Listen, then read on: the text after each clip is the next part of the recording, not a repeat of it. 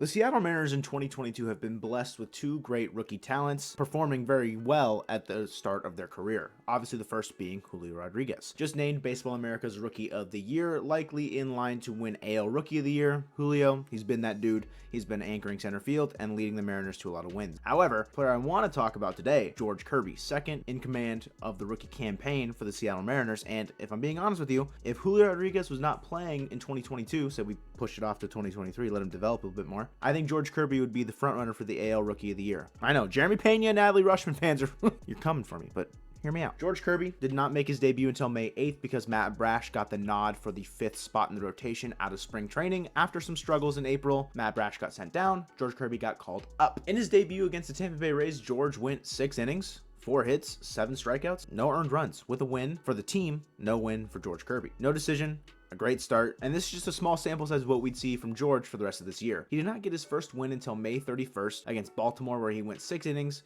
4 hits, no runs, and he struck out 8. That was his best start of the season, in my opinion. Obviously, the one against Tampa Bay is really good, but I think this one's a bit better because it's coming off of a bounce-back start after his previous start in Oakland went 5, gave up 8 hits and 4 earned. Typically, George Kirby is going to be sitting around the 4 innings to 6 innings pitch with a pitch limit around 80 to like 95. Rookies tend to have an innings limit and a pitch limit in the MLB today. So far through 23 games, George has pitched 120 innings, has an ERA of 3.3 and a whip of 1.83, and has struck out 123 batters. He's got to start tonight against the Texas Rangers, and I know I'm recording this before this happens. You're seeing it after that happens, so if something I say, goes differently, it's baseball. I can't predict it. However, I do think George Kirby, similar to that start in Baltimore where he bounced back after a tough loss, a tough outing against Oakland, I think he could do that same thing again tonight against the Texas Rangers. His last start on September 22nd against Oakland, George only went 2 1/3. His shortest start of the entire season, gave up 7 hits, 5 earned, 3 walks, and only struck out 1. Tying his season low in strikeouts, George just didn't have his stuff. There was something in the water on that road trip, and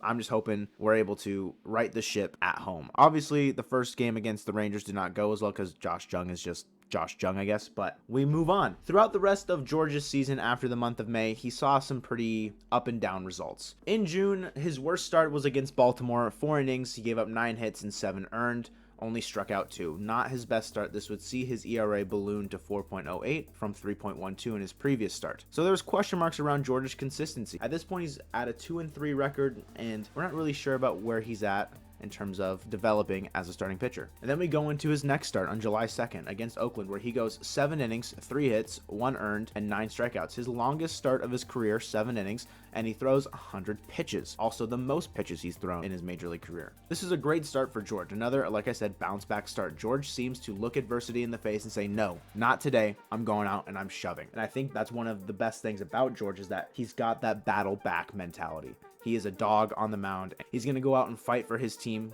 night in and night out, even if he had a bad start the previous time out. Did not see a result in July. However, in August, George lit it up on the mound. Was named AL Rookie Player of the Month. In August, he went 4-0 across 5 starts, had a 2.15 ERA over 29 in the 3rd innings, struck out 34, gave up 30 hits, and only gave up 7 earned runs. George Kirby was lights out in the month of August, and I think this is a true look into what we can expect out of George Kirby long term. George Kirby took his 3.56 ERA throughout the previous months and took that down to a 3.16 across 5 starts, making sure that he's pitching consistently.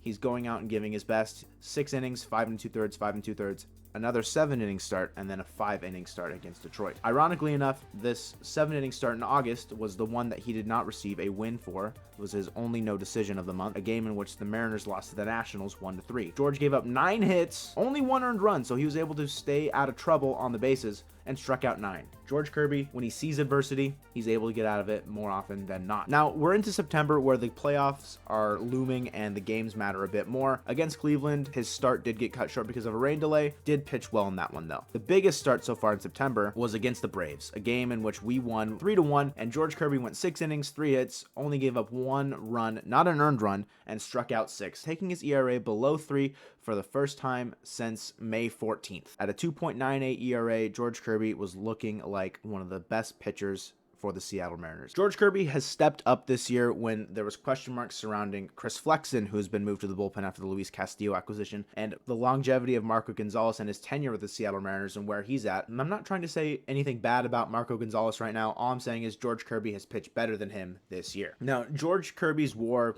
doesn't really show that he deserves Rookie of the Year over Adley Rutschman and Jeremy Pena. 1.5 WAR for a pitcher. However, a 7-4 record, a 3.3 ERA, a 1.183 WHIP over 120 innings, 124 strikeouts. When you're on an innings limit and a pitches limit, and depending on how this start against the Rangers and potentially his final start of the year on October 3rd against the Detroit Tigers goes, George Kirby could be setting himself up for Rookie of the Year if Julio Rodriguez didn't exist. Now, I know Julio's likely going to win it, but just entertain it for a second. Where would you guys have George Kirby in the Rookie of the Year standings? Is he right behind Julio for you? Am I being a little bit biased putting him ahead of Adley and Jeremy Pena, who are the clear second and third options in my opinion? But let me know what you guys think. How is George Kirby doing for you in 2022, and will we continue to see this success in 2023 and the rest of his career? Once again, thank you guys for watching, and I want you to check out this video I did on Julio not too long ago about where he stacks up against other Mariners rookies of all time. Once again, thank you guys for watching, and go Mariners!